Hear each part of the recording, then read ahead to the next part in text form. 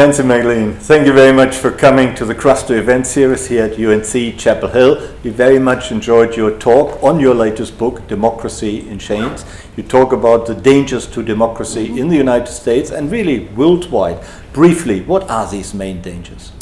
There are several dangers, but the ones that I am particularly focused on trace back to donor networks of billionaires and multimillionaires who are deeply ideological, particularly Charles Koch and his fellow donors and the organizations that he works with and funds, and who are determined to transform the way government operates in our country and others so that it better suits their notion of how it should work, which is at variance with the overwhelming majority of the population everywhere. And what is their notion how it should work? They actually believe, as rigorous libertarians, that government has only three legitimate functions: that it should provide for the national defense, and a pretty narrow definition of that relative to U.S. practice. So provide for the national defense, ensure the rule of law, and guarantee social order. As one radio host put that back to me, I see armies, courts, and police. Beyond that, they think government shouldn't be doing anything. So they don't believe in public education. They don't believe in social insurance like Social Security and Medicare. They don't believe government should protect workers' rights. They don't believe government should regulate corporations to ensure the quality of our air and water and stop global warming. None of those things are legitimate to them. But of course, they're smart enough not to put that full agenda out to the public. So instead, they spin things in a way that will make them palatable. So for example, they'll talk about Social Security reform when they actually want Social Security privatization. And they'll keep kind of pushing the envelope. But if you want to actually see what they really believe, you can look online at the 1980 Libertarian Platform. That'll give you a sense. I mean, no postal service, just none of many of things we've had here. If someone was a little skeptical about that, wouldn't he or she say, well, these are only a tiny minority of admittedly rich people, and eventually they couldn't get away with that? You are seeing a huge conspiracy where there is none. Yeah, well, first of all, I don't believe it's conspiracy. I think it's very concerted, well thought out, long game strategic action. And I think anyone who doesn't believe that CEOs are capable of long-term thinking and planning, particularly multinational CEOs like Charles Koch, is just not paying attention to the world that we live in. I think some people call things a conspiracy theory because they don't want to take responsibility for what has been exposed, and that's a way of marginalizing the ideas or the research findings. I forgot what the question was. But let me ask the next question, because you answered the question quite well already. Climate change seems to be at the heart of that discussion. And that is, climate change is being denied by the Koch network. Absolutely, yeah. And this is something that when I published Democracy in Chains, I was not as fully aware of this being quite the driver that it was. And in fact, in the year when Charles Koch, as I quoted before, said he wanted to unleash the kind of force that propelled Columbus and began pushing this agenda in a big way through George Mason University as kind of a research and design shop, that was actually the Kyoto Protocols on climate change, right? And they had research coming in that they were bemoaning, saying that 70% of people considered themselves environmentalists in the US and in other places. Even the Republican Party under George Herbert Walker Bush was talking about taking action on this grave threat to our planet. So they were really determined to stop this. Koch Industries is deeply anchored in the fossil fuel sector, and that is a huge source of its profits, and it's allied itself with other fossil fuel companies. So I now think that looms incredibly large in all this. And they've actually been at it. A recent book found even longer than anyone knew back in the early 90s, when governments first began talking about this, they really went into action.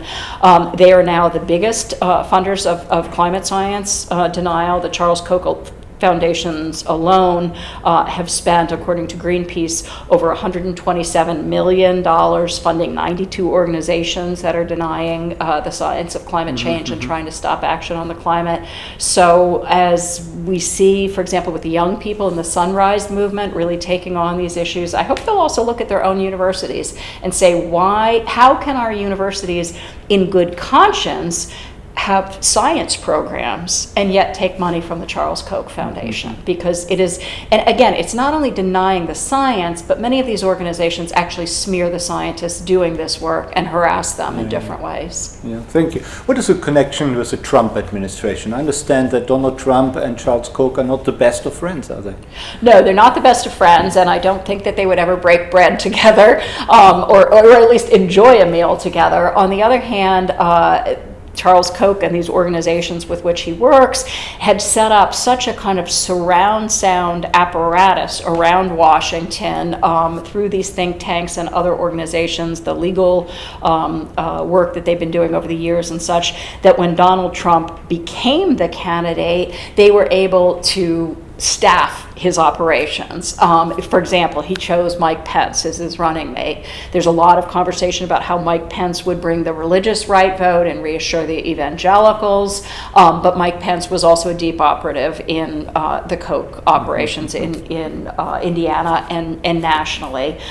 We could go through many other names in the Trump administration that are from the Koch network, but I think also if you judge the Trump administration by its actions, it has carried their agenda on everything except tariffs. So it tried very hard to undermine healthcare legislation and came very, very close. It also pushed the most ridiculous, elaborate program of tax cuts for the wealthy, along with time bombs for the rest of the electorate. So people would get, middle income people, a short-term benefit, but then they'll be on the hook for much more later on. So the tax bill that was awful. This has been the most pro-fossil fuel industry administration we have seen. It is undermining almost every kind of environmental regulation, and even, taking apart national parks in order to open them to exploitation. So, certainly its labor policies are awful. It has stopped doing any kind of discrimination enforcement. So this is very much the agenda of the Koch donor network. Again, in pretty much all but the tariffs and also the hostility to immigrants. But the Kochs have also funded organizations, and including Republican candidates, who have attacked immigrants vociferously in order to get elected. So it's not really clear where the division is there.